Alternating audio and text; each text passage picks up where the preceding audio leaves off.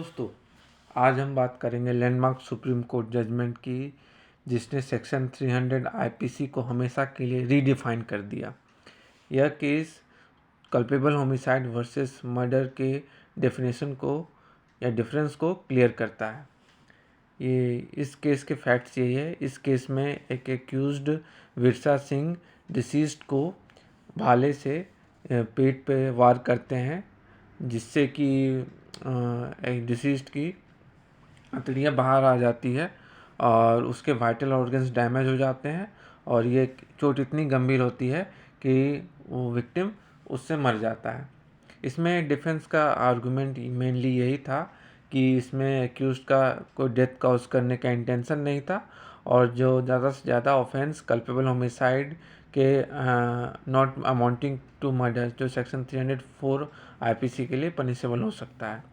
इस केस में main issues यही थे कि जो एक्यूज्ड का एक्ट है वो सेक्शन 300 आईपीसी में मर्डर के लिए लायबल होगा और क्या सेक्शन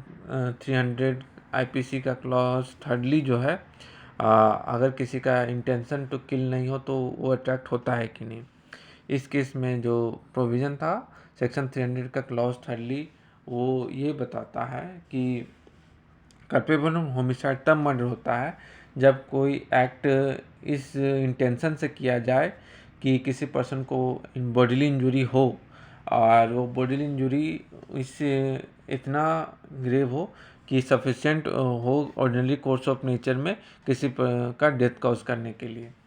और इस केस में जो रूल ले डाउन हुए थे वो जस्टिस बीवन बोस ने 4 स्टेप टेस्ट दिया था। किसी भी केस को सेक्शन 300 आईपीसी के थर्डली क्लॉज में लाने के लिए प्रोसिक्यूशन को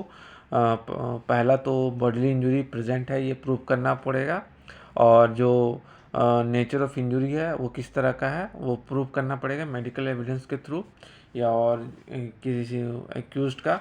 इंटेंशन होना चाहिए इंजरी को इंजरी इफेक्ट करने के लिए, इन्फ्लिक्ट करने के लिए, और जो इंजरी होगा वो सफिशिएंट होना चाहिए ऑर्डिनरी कोर्स ऑफ नेचर में किसी का डेथ कॉज करने के लिए। तब ये सेक्शन 300 के क्लॉज थर्डली को अट्रैक्ट करता है,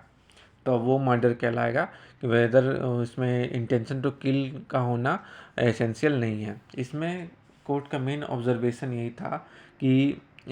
इसमें जो एक्यूज का ने स्टैब किया था भाले को और जो इंजरी इन्फ्लिक्ट हुआ था और जो वही इंजरी फिर इन्फ्लिक्ट हुआ था जो उसका इंटेंशन था,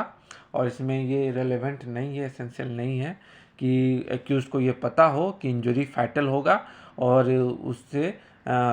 विक्टिम की डेथ हो सकती है। इसमें यह मैटर करता है कि किसी को इंजरी करने का इंटेंशन होना चाहिए और इंजरी एक फैटल नेचर की हो।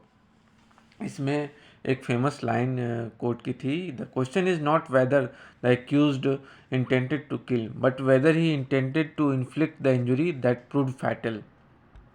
तो इस कोर्ट ने यह ऑब्जर्व करते हुए विरसा सिंह को सेक्शन 302 आईपीसी के तहत मर्डर के लिए गिल्टी किया था और जो कन्विक्शन उसका हाई कोर्ट ने किया था उसको अपहेल्ड किया था और उसके अपील को डिसमिस किया था।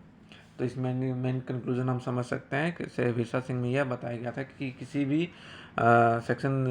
अंडर सेक्शन 300 के क्लॉज थर्डली को अट्रैक्ट करने के लिए इंटेंशन टू किल का होना ज़रूरी नहीं है, एसेंशियल नहीं है,